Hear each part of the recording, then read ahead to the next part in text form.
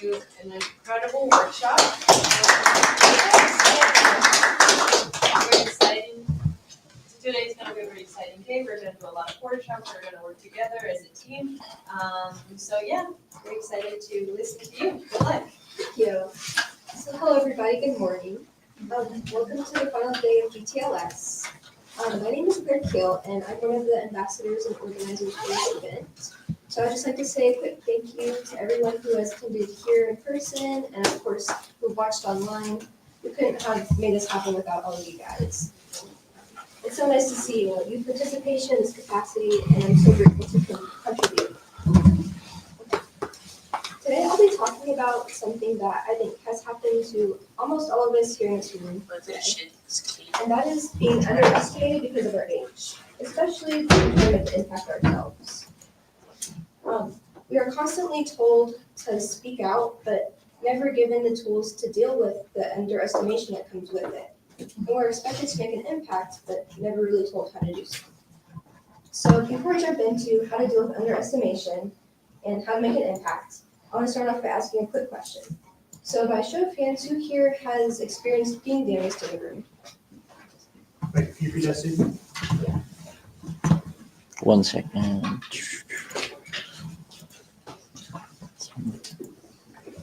Okay. So who here has experienced being the youngest in the room? Right. So all of us, right? And that right there is one of the first barriers that we have to be taken seriously. So whether it was in school, a policymaking environment, or in everyday, most of us here have experienced being underestimated. But being the youngest in the room shouldn't have to be a disadvantage, right?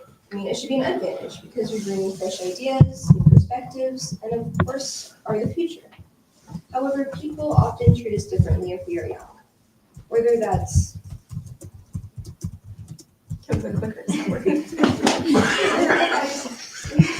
Yes. Yes. You just gotta do the slide. No, it works. You just have to click on the slides. Click on the slide. When you go to a different program application, Okay. it takes it off. I was managing Zoom, sorry. Go ahead, now you take the charge. It works. So whether that's dismissing our opinion because we are too inexperienced, dismissing our inputs because they're irrelevant because we're young, saying that we're too young to understand something or not including us in general, even though that we bring a lot of perspectives and knowledge in areas that adults don't have. But our feelings are constantly being dismissed because we're told that the problems we're facing now will pass when we're older, and that one day we will have a chance to make an impact. But when will be one day?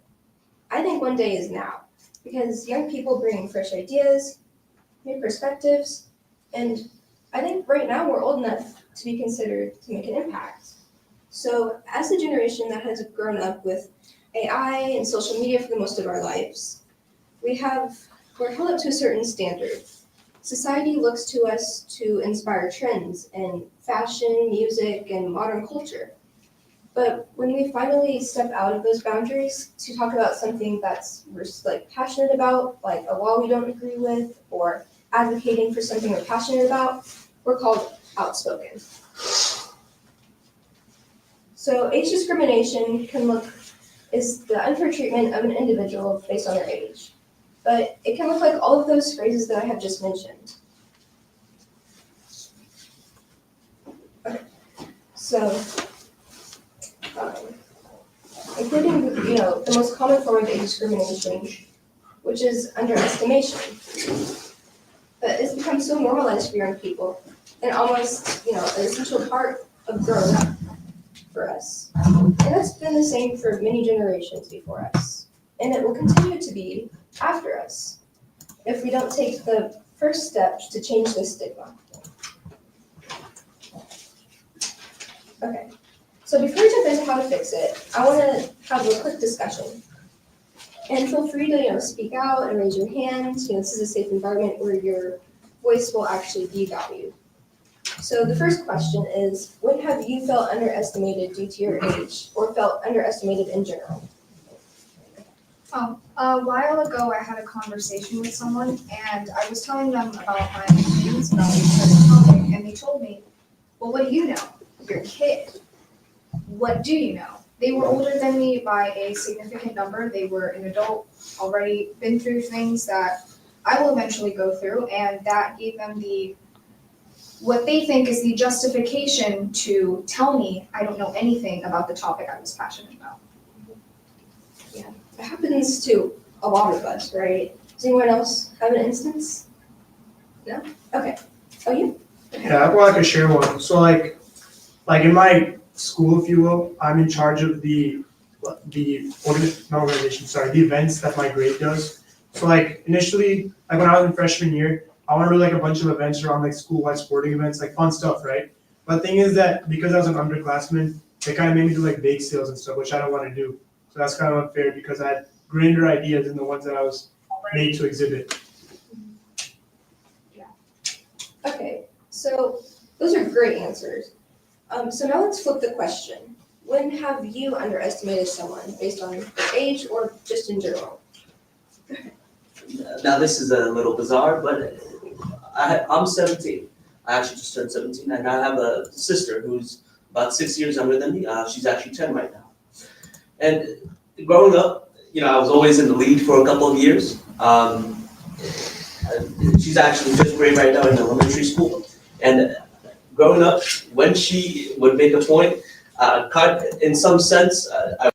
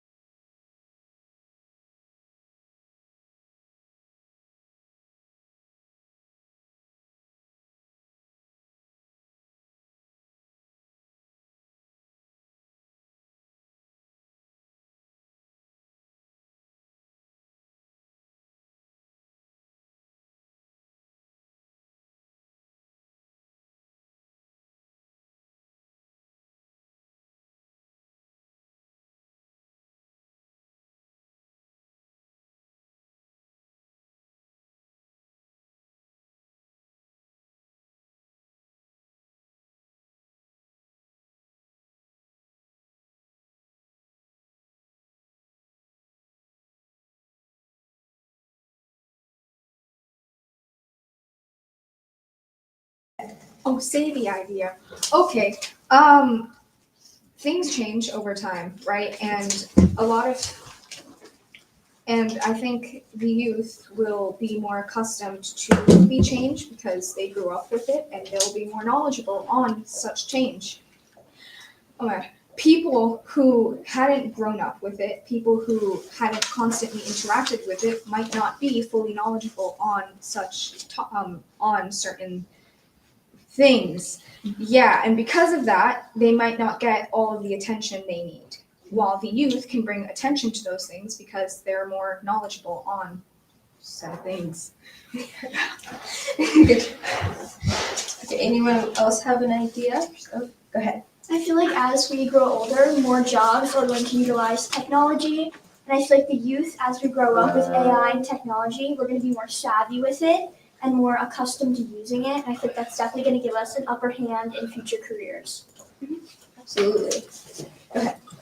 I think we just make things more entertaining, honestly. Like, especially because of AI technology, like as mentioned before, we see that things follow certain criteria and threshold, making it boring after a certain amount of time. So you kind of need that, I guess, if you will, youth touch to make something more enjoyable.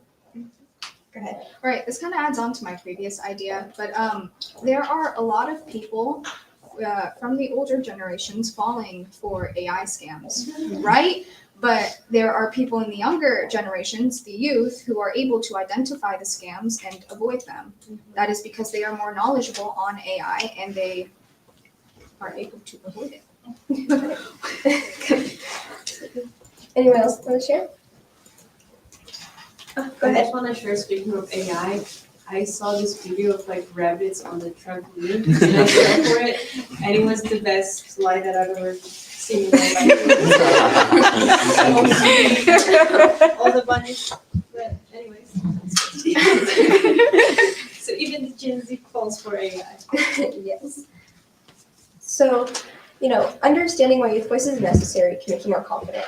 Because, when I've told that young people can't be involved in decision-making environments or decisions, I started to believe them because I was thinking, well, what can we contribute?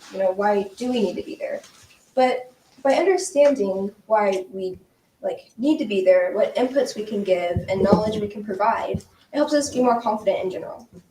So things like technology and, education, as we've mentioned, are areas where you could have more input on than adults. So being included in those conversations is so crucial.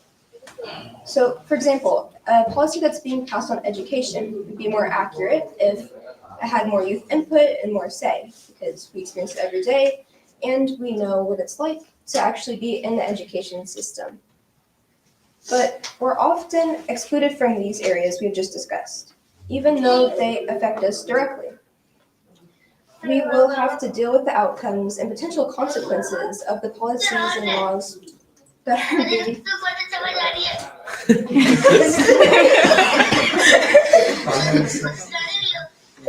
I think someone's answering your question from online. Hi everyone, can you please mute yourselves? Thank you so much. Muhammad Ahmed, we can hear you. Can you please mute yourself? Thank you. Okay. Yeah. I like that there's different generations of youth in this. Yeah. This interference.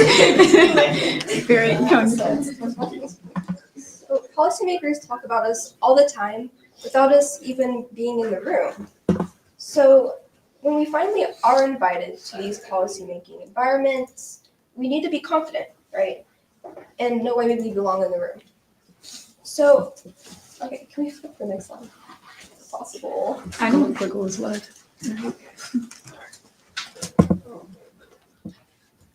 Oh, this is easy. If you click on too many things, then it doesn't work. This one? No. know the next one. There you go. Thank you. Okay. So the first impression is one of the most crucial times to make a confident impression and to show policymakers and adults in general why we belong in decision-making environments. So what I've found to be the most effective way of leaving a good first impression is having a good go-to introduction. That usually consists of who you are, what you do, and why you are here. So by doing these introductions, we can include them in our email or verbally to establish our self-confidence and also, show them why we are in the room. So for example, I have a few things. If you want to take a picture of these, you can, and use these later. So the hello, my name is Claire Keel is who you are, and I'm a youth advocate who focuses on youth inclusion and quality education is what you do. And then I'm here today because I want to help contribute to youth-led change, and that's why you're here. So by saying this, you establish why you're here and your confidence. So if anyone wants to demonstrate, they can. You don't have to. Oh, go ahead. Do you want me to get up and do it, or? Oh, you can? Oh, sure. Sure. Hi, nice to meet you. My name is Talia, and me and my co-founder and also friend Aisha Vidalia are running a multidisciplinary passion project that explores the intersections of psychology and law. I also like to advocate for humanitarian crisis and people who are suffering because certain humanitarian aid isn't being reached to them. Perfect. Good job. Would anyone else like to go? Okay. No pressure. Yeah, no pressure, guys. So, unless you have a confident introduction, it's harder for adults to underestimate you. But, the sad thing is we shouldn't have to prove ourselves in every room we step into. And we're often underestimated and dismissed before we even speak. But by slowly proving that we can be included in these decision-making environments, the more normal it will be to include us. So future generations will not have to deal with the same stigma that we have to deal with. The inherent problem of age discrimination stems from, older generations maybe saying that youth should be seen and not heard. And then the next generation was, do as you're told. But now we're the most informed generation ever and have the most opportunities to speak out through social media and in general. So, the goal is to get the respect that adults are automatically given. And one of the most important things that I think is to make intergenerational collaboration possible. Different generations bring different experiences and different ages bring a different set of skills. So it's important to appreciate what each other brings to the table. And recently this has become, more realistic because older generations have started to come to younger generations with things like technology. And as we discussed, like AI and safety on the internet. So how do we make an impact? Oh, can we go to the next slide? Okay, so how do we make an impact even though we are underestimated? If you look up how to make an impact while you were young on Google, you'll often get life advice, like take adventures while you're still young, to save money, make lifelong friends, which are all very important, but there are very few answers out there online on how youth can actually lead change as a young person. Society automatically assumes that young people won't be capable of making an impact, that we'll put it off until we're older. But there are plenty of things we can do at our age, like getting yourself out there. You can use platforms like, LinkedIn, a professional Instagram account that's separate from your personal account, and, even Facebook. Older generations have started using Facebook more, and we can communicate with intergenerational collaboration through that as well. And what I found to be the most helpful is actually using LinkedIn. You can keep track of your own accomplishments, you can find mentors if you need, and find opportunities as well. Just be careful when you're using these platforms and to double check opportunities to make sure they're legit online. But I'm not too familiar what else is available globally. So if anyone has any recommendations on what professional accounts or platforms that they use, you can go ahead and share them if you'd like. Okay. What's that website job thing called? The other one? Oh, indeed. Indeed. Indeed. Okay, yeah, that's great. Indeed can be great for finding opportunities as well. So, can we go to the? Thank you. Okay, so how we can make an impact? Advocate. I think advocacy is a huge thing that young people can start doing now. You can advocate for youth inclusion and youth input on policies that directly affect us. And how do we advocate? You could start or join a youth-led grassroots initiative or club, especially one that aligns with your goals and your impact that you want to make. And this can also shift how older generations view younger people's responsibility and also drive change at the same time. So we could take what we discussed. We could take what we discussed in being confident and, of course, making an impact to reshape how the word youth is viewed by society, from immature and unknowledgeable to innovative and confident. Change the system. I think this is a huge thing that can be fixed with active advocacy. Most of the time, we're not even included in decision-making environments, whether that's local, like a school board, on a national level, or on a global scale. We are excluded due to age barriers and all capacities. And we make up a good chunk of the global population, but we're rarely represented in these spaces, with college-age youth and high school-aged youth lacking seats at the table. So if we advocate to lower age barriers, incorporate more youth seats at the table, and I mean not just being there in the room, but actually creating change in the room, like co-writing policy and having your inputs actually being heard. And also creating more opportunities for youth leadership, like GTLS. So, by doing this, youth participation in policy will not be surprising, it will be normal. Teach. We can teach adults and other youth not to age discriminate. As we've observed, it's easy to underestimate someone and discriminate someone based on age. I know I have even started to underestimate the younger generations, but I saw that I was wrong, and they bring much more to the table than I have ever imagined. And I've also started underestimating older generations as well. But I realized that they have a set of skills and experiences that we don't have. So adults do the same to young people. So it's important to identify age discrimination so it can be addressed and raise awareness of not doing it as often. If we teach ourselves and others not to do it, we can stop the spread of it, and it will not be as normalized as it has become. Go to the next slide. Thank you. Okay. So how do you find what to focus your impact on? There are many worthy goals, as you can see, to advocate for, but how do we choose one? All of us in the room right now comes from different places, have different lives, took different paths, and along with that comes various sets of challenges.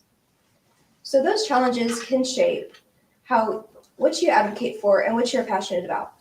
For example, I experienced injustice and discrimination in the education system posed by administration, which caused me to advocate for quality education. And I've also experienced being excluded in policymaking environments due to my age, which is why I'm passionate about youth inclusion.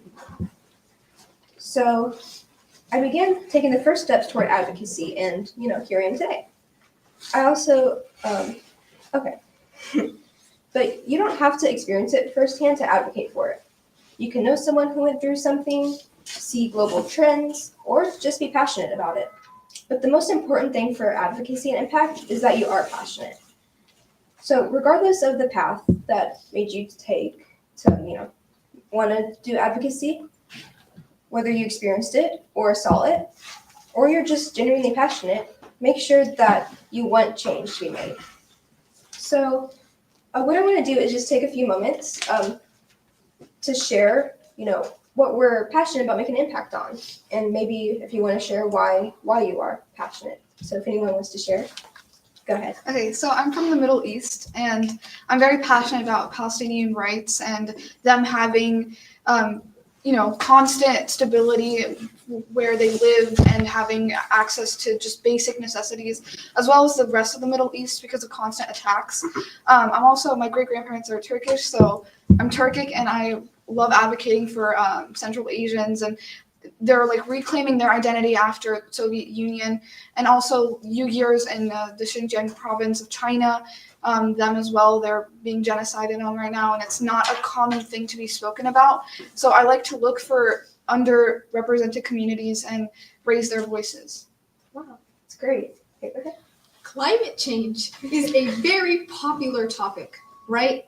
Which is funny and ironic because it's not getting enough attention. It's getting attention, but it's not getting the attention it needs to be fixed. We are losing our coral reefs. Our permafrost is being melted. There could be viruses being released to our beautiful green earth. Our atmosphere is quite literally being cooked. We are being cooked. Literally, it's getting hotter. Yeah, quite literally.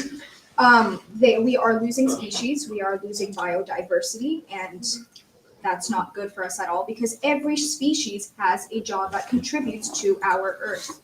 We are losing things, and that's not fair to me or anybody in this room because I'm not contributing to this world being cooked alive. I live here, and I'm going to continue living here. And the people that ruin this planet are gonna leave. And it's gonna be me who has to be here. What am I gonna do when I'm being burnt out alive at a 115 Fahrenheit weather? Sunny weather. I just wanted to say what I really appreciate about youth, especially, is that we use language that we understand. Like, yeah, I know they're like slang, but it's something that we understand, and it's easy to sort of communicate with everyone on a wider scale if we're using terminology that is typically used among the younger generations. I would like to give the floor to our online participants Oh, yeah, so of they can course. share their passions as well. So I would call your name and then you can just, share your focus. Okay. Nikan Enyon. I might be mispronouncing your name. No, that's okay. Can you hear me? Yes, we can. So just for, I have a question about, you talked about focusing your head with something you're passionate about, something that's close to you, something you're how do we encourage people to get involved, to experiment with it, your focus point, or to get others involved? But a lot of the way we need to make an impact is by including those people, and especially because I'm from New Zealand, and so the issue that we have is our Indigenous peoples, Māori people, advocacy in Parliament and decision making and policy making, and so although we can get Kaumātua involved, the elders involved, we can get the elite tribe involved. It's sometimes hard to get like maybe the middle-aged, middle-class, white, old person to get involved in something that they.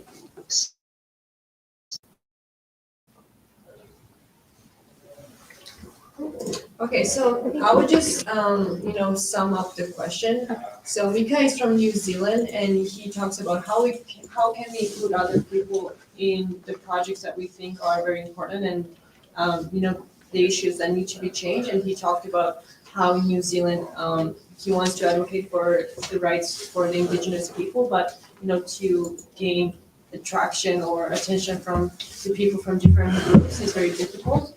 And what would be your, comment on that? How can we collaborate on people who might not be interested in the same topics as us, but we believe that those are very important topics? Yeah, I mean, I think the big thing is to raise awareness in general. We can use modern tools like social media to do this, and we can advocate, speak out, do speeches, find opportunities where you can speak on these topics that you're passionate about, and also find other people who are passionate. Get a group of people to help you. And as it starts building, it'll start gaining attention. And as it starts gaining attention, it'll start, growing, and you can make more of an impact. And yeah, I would say that'd be my comment on that. It was a good question. Good question and a very difficult one to answer as well. Yeah. I would like to give floor to Ana Luisa de Almeida Maya. You can ask a question.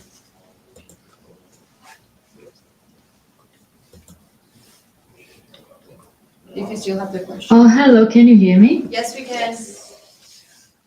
Oh, yeah, okay. So I would just like to say that I'm very passionate about women's rights.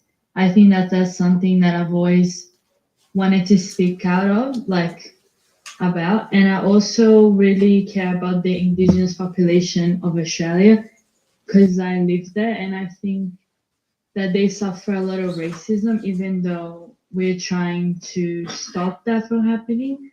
So yeah. Thank you for sharing that, Anna. Yeah, thank you. You want to continue? Oh, okay, we have one more question from the There's audience. another topic that, well, there are multiple topics I'm extremely interested in, but there's another problem, femicide. The target towards women because they are women, which eventually leads to their death or other forms of harm. Yeah, It's a good maybe one. one. Thank you. Did you mention? No, Can I speak about that, or do I introduce the question? Oh, you can speak wherever you want. Yeah, I wanted to suggest for the idea of representation about the indigenous people of New Zealand. Can you please come a little closer so they can hear you better? So,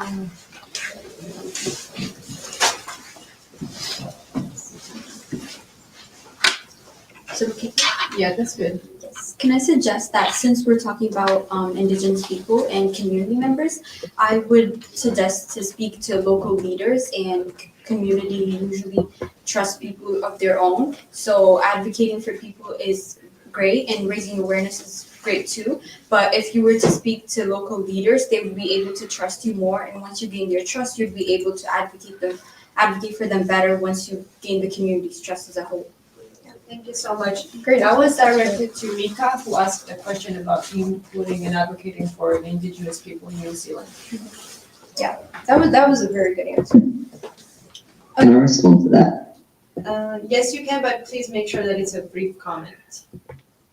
Oh yeah, I was just saying that actually I really appreciate that comment because that seems to our causes, talking to the elders of the community and the leaders. So I guess the main issue is getting those who aren't part of that community. So yeah, thank you. Thank you. Okay. So now that I have a question. I'm actually rubbing Kelly, so you can ask. Yeah, okay. You can ask a question, Abdullah. Okay, I am very passionate about the underwater life, especially that I'm from Kuwait and our underground and our water, it's completely destroyed because of people are throwing trash everywhere. So I'm very passionate about that, and because our government does not have a structure of for complaints as much. So how can I raise awareness about that and get people to understand that it's wrong to throw the trash, because there is not much people like that in my country, unfortunately. Thank you for the question. Thank you. So I would say I'm playing on to what she said. Get involved with your local leaders. You could also talk to people that might have some statistics that can prove that it is an actual problem, and of course spread awareness again. Yeah. And you can do that. I would like to build on what we were discussing and also share my own perspectives, because I was very passionate about my own city being basically trashed with plastic bottles and just different types of plastic bags all around the city. And I was the one who would clean it up whenever I was walking to school, or I was just walking around and I would see something that I didn't like. So you can start activism and you can start working towards making your city, your local community, your country a better place. And then you might ask your friends, do you want to join me and like do this activity for like 30 minutes and clean up this like one place, and then other people will see that maybe other students, other young people, doesn't have to be young people, you can film that and post it on your social media and say, oh, like we are meeting today at this location, and if you're passionate about making our city more beautiful, please join us. And that's how you build a community. That's how you find people who have the same interests as you and who care about the issues that you care about. And one person can make a change. Like you can literally dedicate like 1 hour, 2 hours to one single location, and you can clean it up and make it a pretty place again. So I would say that you definitely have the power to make a change. Obviously, it's very important to advocate with your local policymakers, but community level activism is also very significant. Yeah, that's great. May I comment something on the plastic part? You can, yes. Yeah, there are some great initiatives that are being taken in India where you can collect your own plastic, whatever goods you are using, or any sort of flour that you are using, whatever you use, that can be collected, and then that can be given to certain organizations that reuse it to make very trendy bags and other such accessories. So I think this is a significant activity. This is a significant role that they play in the society. Thank you. Thank you, Garden, for sharing that. Thank you. It's great. Okay, so, no matter how old you are, how experienced you are, or where you're from, you can inspire change, make an impact, and eventually be taken more seriously. Age, underestimation, and discrimination will not change overnight, but by using what we learned today, we can reshape the stereotypes of our generation and lay the foundation for future generations to have a better chance of automatically receiving the respect and inclusion that adults automatically get. So I hope you leave here today feeling a little bit more confident and prepared to tackle situations where you are the youngest person in the room among experienced adults, and have an idea of what you can go forward with in your journey to impact. So thank you all. I think about 5 minutes left. Oh, no, you're good.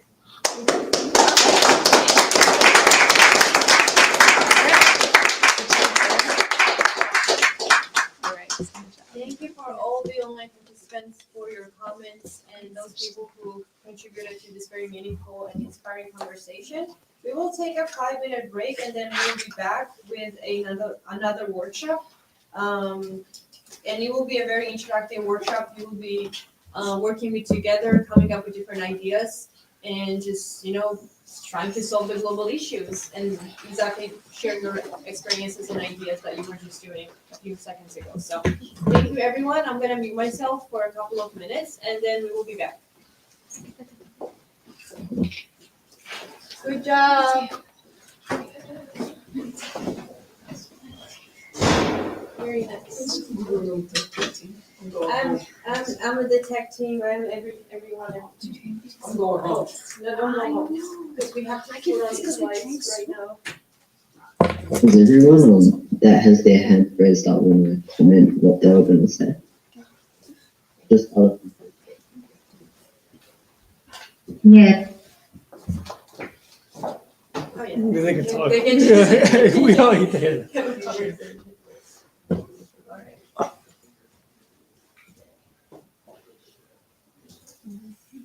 You can exit out.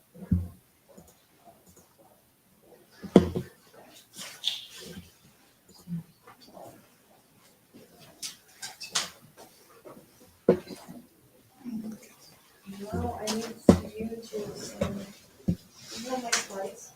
Huh? I got nothing. Because you said it.